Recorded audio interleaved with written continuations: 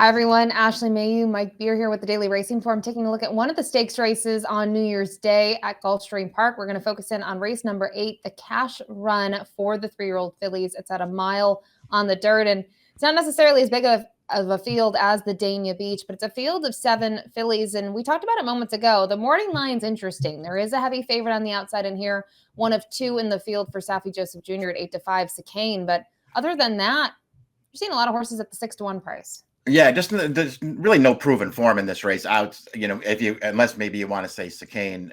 I think to me, the story there, and I have no problem with Secane being a pretty short price on the line, actually, just because I feel like the longer I looked at it, she was pretty bad the last time we saw her in a stakes race in New York. But I just feel like if she can find a way to run back to her debut here at Gulfstream Park, she'll probably be pretty tough for these horses to beat. We have a couple of horses cutting back in distance here to a 1-turn distance. We'll take a look at the Time Form US pace projection for some help there. And so we take a look at it in terms of the pace. I don't know if I necessarily fully agree with this. I mean, I don't know. What's stopping Secane from really making the lead if she wants it? Exactly. I mean, two of the horses that are up front there are both trained by Saffie Joseph. So we'll see what Saffie's plan is for these horses. But to me, if they're planning on winning this race with Secane, then Irad taking over is just sending this horse and putting her on the lead. Okay, get off here with the number 1, Vita Mia. This one for Armando de la Cerda comes out of a 6th place finish in the Goldenrod, and prior to that was second on the grass. She was second in the Hallandale Beach. She's gotten a lot of minors. I guess personally, I like her cutting back in distance, Mike. I think this is only going to help her. She's run well at Gulfstream Park on the main track, but I just wonder what's the best case scenario for her, because she's typically been forwardly placed, and I think they're going to be quicker come Thursday in this race than anything she's seen before. Yeah, I agree with you. The pace is going to be a lot sharper than it has been in the past for her. Her races are, I guess they're fine. I mean, they don't really do anything for me. I mean, I think the best thing that I could say about her is she's dropping out of the Goldenrod, which I don't know is 10 times tougher than this race. So it's pretty big class relief for her, but that wasn't enough to get me there. The number 2, Haute Diva here for Patrick Nycon, was second last time out in an allowance optional claiming event. It was her first start in a couple of months. It was on the grass. I guess at this point, though, I just prefer her turf form. I actually just think her races have been a little bit better, and I think the key with the grass is she's been able to get to the front and kind of hold her own, where I just don't think, again, at fractions like they likely will be in this race, that she can do the same on dirt. Yeah, exactly. I mean, I feel like she might just be a better turf horse. It's not her first 3 career starts all on dirt. They were fine. I mean, I guess they at least suggest that she handles the main track. I just feel like that maybe she's a little bit better on the other surface. We'll see. She's probably going to be a decent price in this race. I don't think she's impossible. I guess I'll say that about her. And Vita Mia and Secane have both finished in front of her in those races towards the beginning of her career. The number 3, Blazing Brat. We'll take a look at her most recent performance. It was her first time on the dirt. She was at Presque Isle, then she was at Kentucky Downs.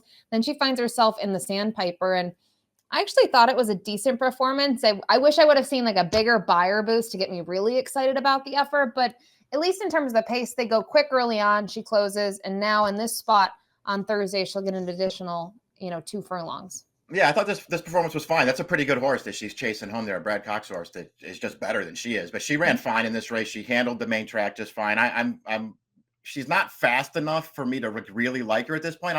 She's one of the horses I'm worried about, whether or not she'll continue to improve with more distance, because that's not a sure thing in my opinion. The number 4, Dunmore Beach. This one for Josie Carroll comes in from Woodbine, where this one was able to put it together last time out. It was the first time going 2 turns. I thought from a dirt pedigree perspective, the mare was pretty good on the dirt. I found that to be a little intriguing. And I don't know, I kept on going back to the debut race. I know, she gets disqualified, but the horse that won that race, Piper's Gift, has turned out to be pretty good up at Woodbine.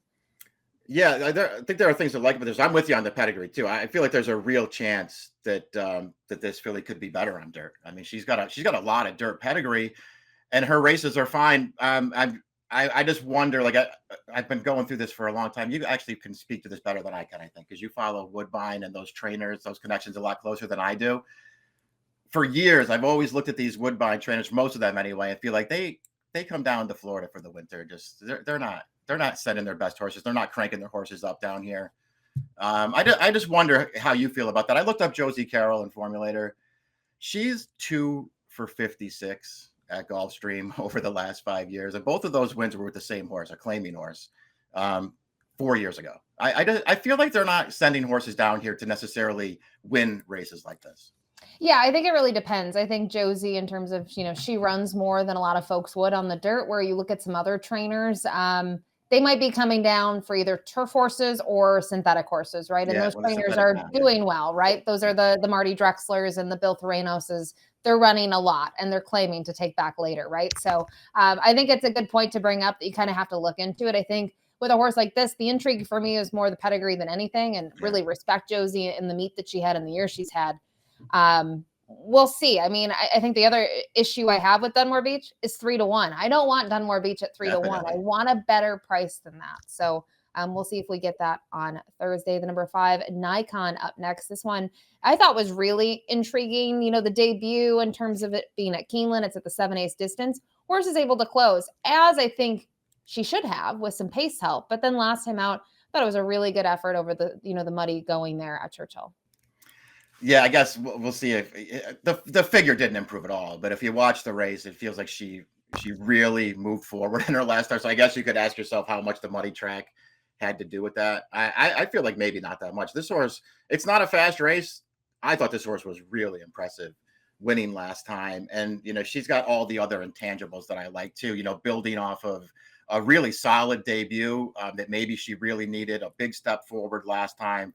A huge pedigree behind this horse, just a big Phipps female family. She's just supposed to be better with time and distance. I think she's just one of the fillies in this race who's way better than she looks on paper.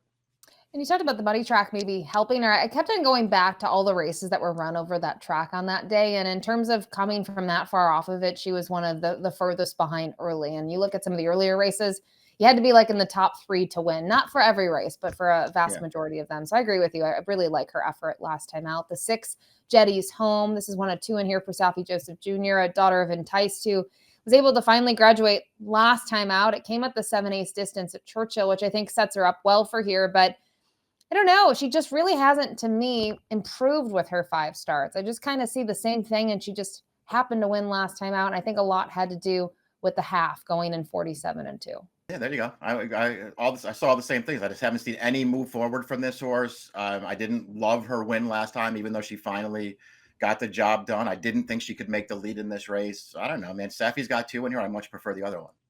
And then we'll round it out here with the number 7, Secane, the other Safi in the field, and the main one at 8-5 on the morning line. We won't show her race in New York, which you talked about. It wasn't all that good, but her debut came locally here in the summer months at Gulfstream Park, going 7/8. And Safi, at least during my time down there, was more of a second time out sort of trainer. And I think he's gotten a little bit better with his first time starters, and it's shown. And you see her win here by nearly 8. Yeah, this is good stuff here. I thought she ran really well in this race. Just showed really good speed right from the start.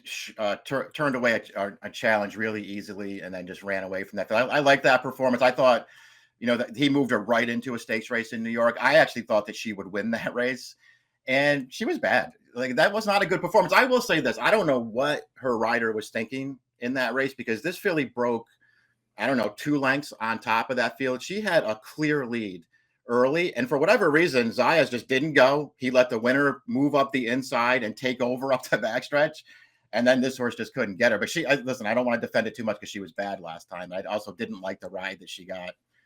Safi goes right to Irad in this spot. She has the outside post. I think she's way the horse to beat in here. Doesn't mean I'm not going to try to beat her.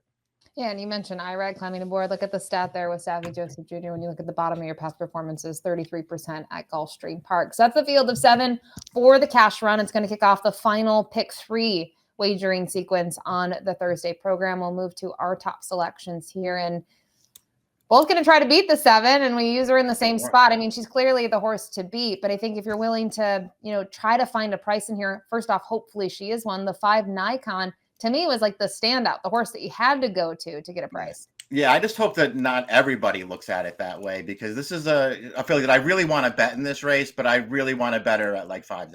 And if she's not over that kind of a price, I probably won't take a shot in here. To me, the 7's way the horse to beat. I want to try to beat her with the 5. 5-7-3-1 for Mike, 5-7-4-1 for me. Very similar thoughts here in the cash run. Let us know who you like, and good luck.